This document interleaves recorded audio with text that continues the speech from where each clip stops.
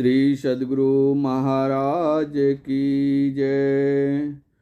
संत मते की बात कहूँ, साधक हित लागे। कहूँ अरिल पद जोरी, जानी करी हैं बरभागी। बातें हैं अनमोल, मोल नहीं एक एक की। अरे हाँ रे मैं ही कहूँ जो चाहूँ कहन। संत पद सिर निज टेकी।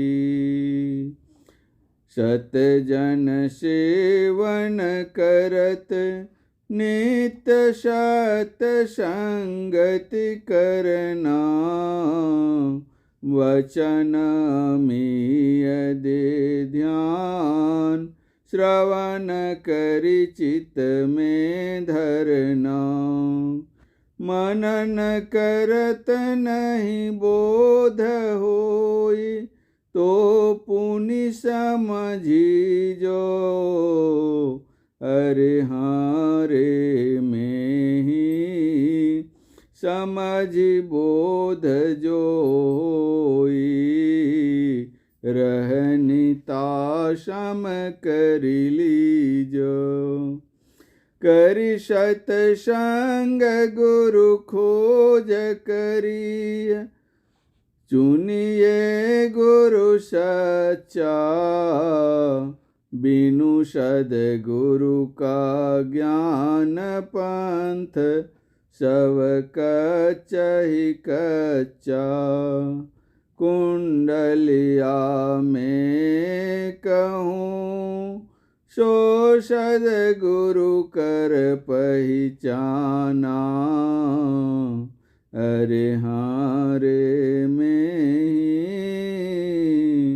जो प्रभु दया सो मिले। सेविए तजी अभिमान, शांत मते की बात कहूँ।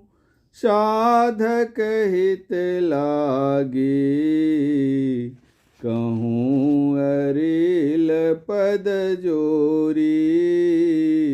जानी करी हैं बरभागी। भावार्थ। साधकों के कल्याण के लिए संत मत की बातें कहता हूँ। ये बातें अरिल पदों की रचना करके कहता हूँ, जिसे ठीक ठीक जान लेने पर ये बातें साधकों को बहुत भाग्यवान बनाएगी। ये बातें अनमोल बहुमूल्य हैं, एक एक की कीमत नहीं लगाई जा सकती।